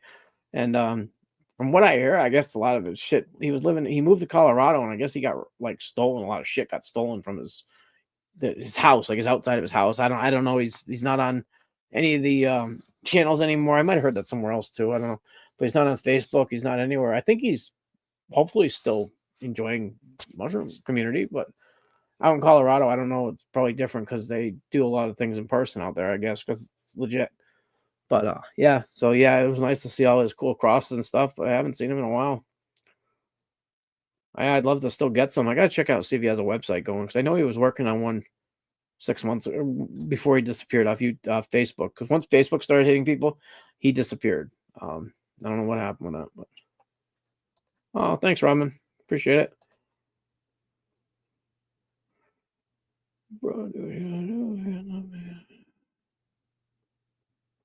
Oh, absolutely. Yeah, no, I mean, I would absolutely turn on the the funding ship, but I mean, I don't want to get the scrutiny of being monetized unless, I could do other channels if I get enough people, because then I could send people to another channel, so that way there I could do like just a technical channel with no fruit showing to try to teach people. If things get better and better, I would love to do this full time, but I just, it's not happening. I still do it full time as far as the growing side of it. I'm still into that more so than the content I like to share with you guys, but it's, I got to make the stuff to share it. So yeah, it would. Yeah, that's actually the big thing is shipping. If I could get the help with shipping, but now that I'm working, I can do a little more with that. So I'm not really as concerned with that.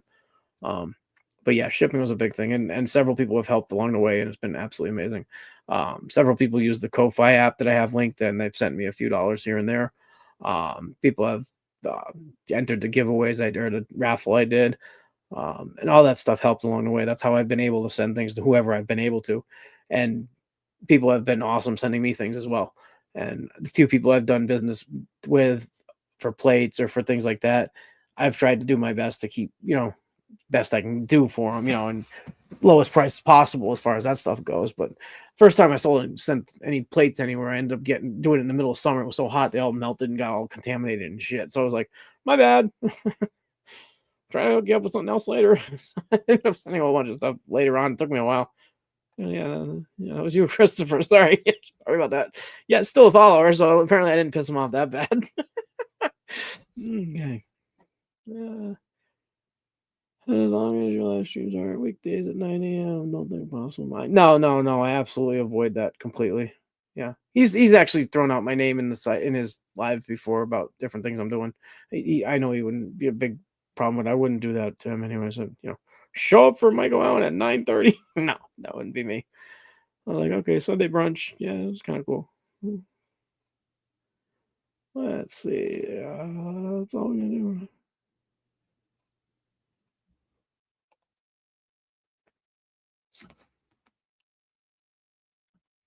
Wild prints? Yeah, if they're cubes, I would love to try a couple wilds. Absolutely, Maestro. Because I'd like to. I was actually literally this afternoon. I was reading. A guy on Instagram posted a picture of it was like a diagonal chart with different colors and saying how cubes have been crossbred and inbred. I know that that's different from human, but crossbred and rebred and this and that. Are they losing alkaloid content versus what's in the wild? Are they losing strength? Are they losing something? I don't know what. I'm not into that side of it yet. But I was reading parts of it, and I wrote him a message. Said, "What wouldn't you think that with all the cultivation we're doing at home or in stuff, aren't the spores getting out into nature already? I mean, think about it. I mean, one mushroom launches hundreds of thousands of spores. So if you have a tub sporulate somewhere, aren't you launching all that spores into the environment? They do go around. I mean, I assume, I don't know how far they travel, but if you're not strictly sealed, they might get out and get about. So wouldn't that be also, and people that throw tubs outside, that all those things that still fruit outside, aren't the genetics already getting affected that way? So actually I am kind of interested in doing some breeding, crossing back to some actually natural spore prints from something people have found in a field or a cow pie or whatever of a true cube, and putting that into a cross just to throw the genetics a little boost. I don't know, maybe that would work. I don't know if that's the way things work as far as the chemistry side of things, but get a beautiful culture okay, here, take this stack and then breed this with a natural strain, just something you found on a cow pie. Would that bring something back into it? Would it bring in some natural alkaloids or minerals or something back into the gene pool? Who knows? I don't know if those things affect the DNA. Ed would know that a lot more than I would. I may be completely off, but I was thinking that would be kind of cool to try. Just taking a normal strain of something like a big fat albino like that Albert 2 or a hillbilly or a pumpkin, any of those fat squats or a ghost, and throw in a regular landrace in there, long, skinny, just a regular cow pie cube. See what happens. Would it change the strength? Would it adjust the alkaloids? What would it do? Would it change how it looks completely? Would it bring it back to more of a regular cubensis look? So yeah, that's actually definitely something I'd be interested in, Maestro.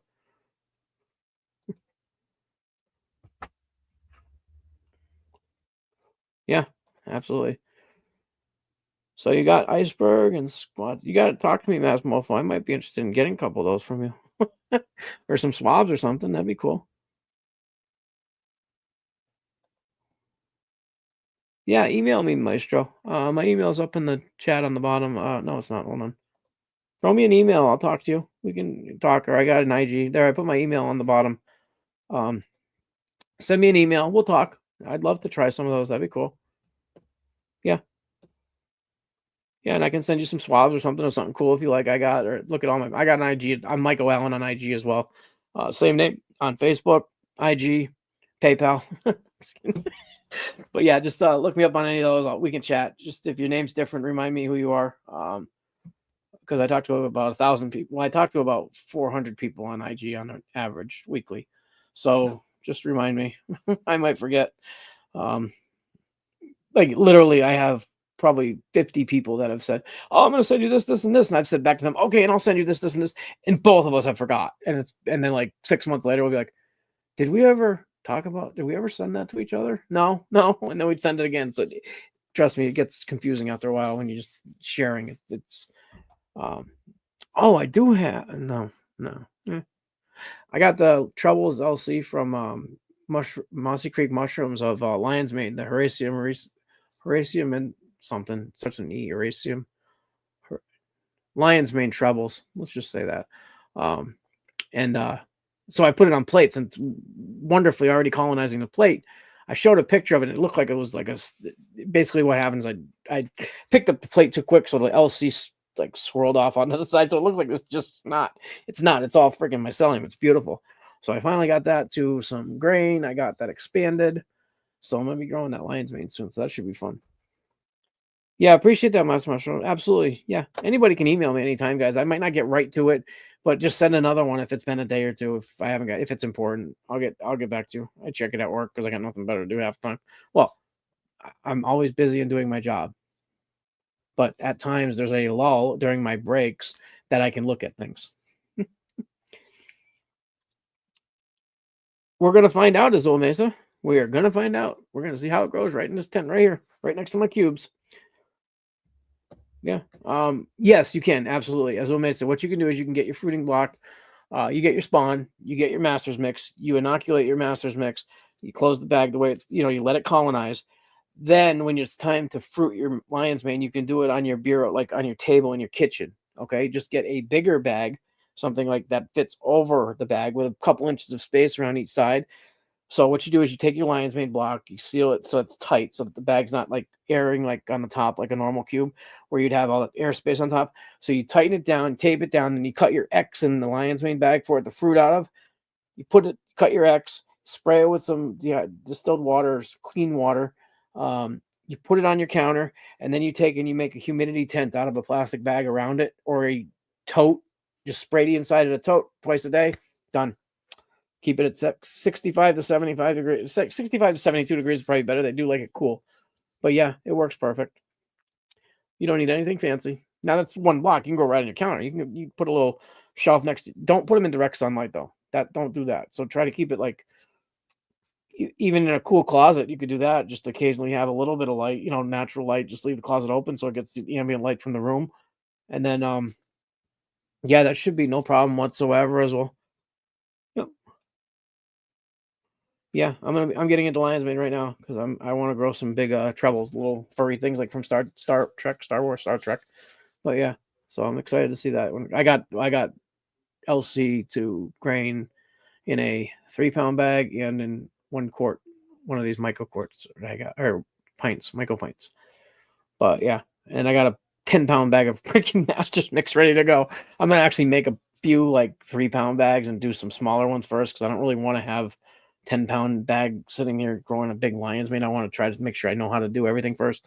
I've grown lion's mane once before from a kit. I've grown the spawn a few times from or the cultures from different. I've transferred petri dish lion's manes and stuff like that. I've gotten lion's manes from a couple different people. But yeah, I'd like to find a wild mane. That would be cool too. That'd be fun. Yeah, wild lion mane. I'd love to find some. I think they grow in like alder trees or apple trees a lot too, hardwood trees, but I think they like I might be thinking of the wrong mushroom, but yeah, I live in New England, so there's all kinds of trees. So I'm gonna find something. Well, let's see. I found a.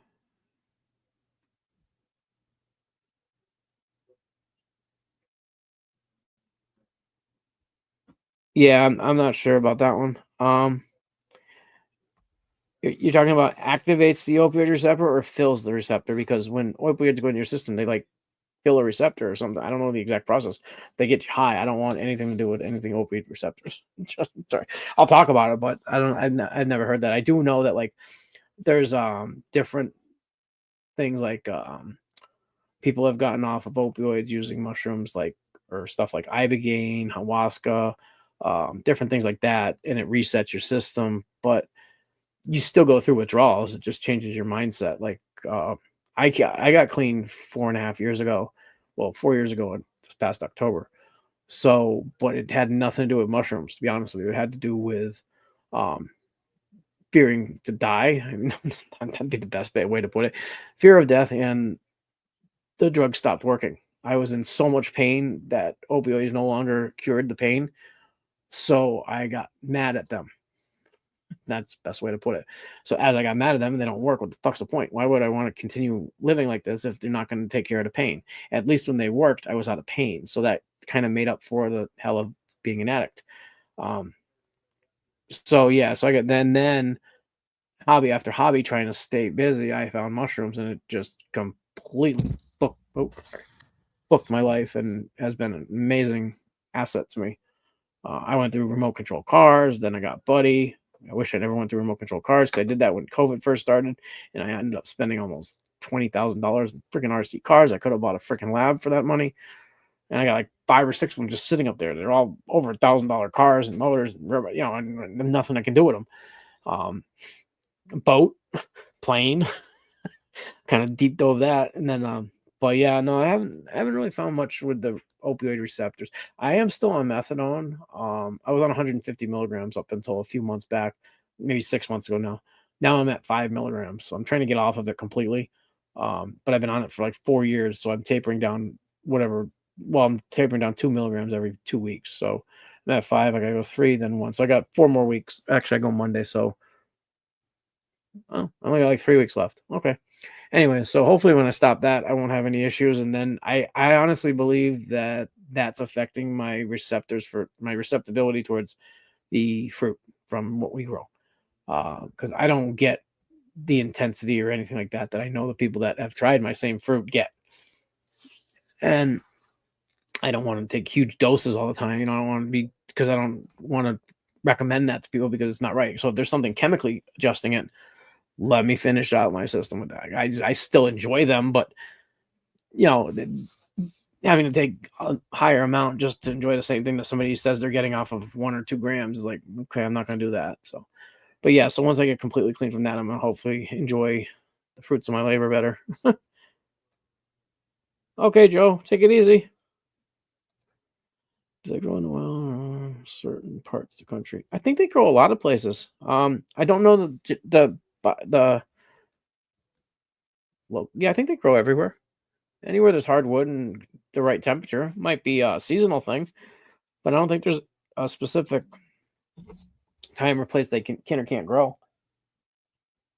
I think it has a lot more to do with the temperature, and then I think the bioavailability of the spores are probably everywhere by now. I mean, we get stuff coming from Africa to Minnesota. These spores come in with cows and beat. There was another thing. What was I saying? Like, even now, I'm not getting into a rabbit hole here. I'm just saying what I read from another person that had nothing. This was like a 6-month or a year-old thing that the guy wrote. So there's no such thing as like something that's individually different. Like, for example, the Ochra centrata is being called the old Natalensis. Then there's the new Natalensis, but they're both coming from Africa. Well, there's all kinds of mushrooms from Africa that have already transferred over to America, and America to wherever. Everything's being spread all around the world. So I don't know. We'll see. But I'm sure there's lion's manes everywhere. Let's see what's it say. Lion's mane is growing in my neighbor's tree. Cool. Go sample it. Leave the mushroom, go up there, cut a little piece out of it, and make a spawn. Yeah, actually, absolutely, Paul. Yeah, top for me is fine. Yeah, the only reason I said do the tent, like just the humidity tent, is it's simple. But yeah, I mean, humidity control. Yeah, either way, I wouldn't want to put in humidity control if I'm just doing one block on my counter. You don't really need a lot. You can just spray the inside once a day, twice a day. Oh, thanks, Paul. Yeah, cool. Oh my God, I caught up with the comments. Cool. Well, I guess so if we have no more questions, we'll call it a night soon. I appreciate you all for coming, and yeah, thank you very much. Have a nice night, guys. Much love.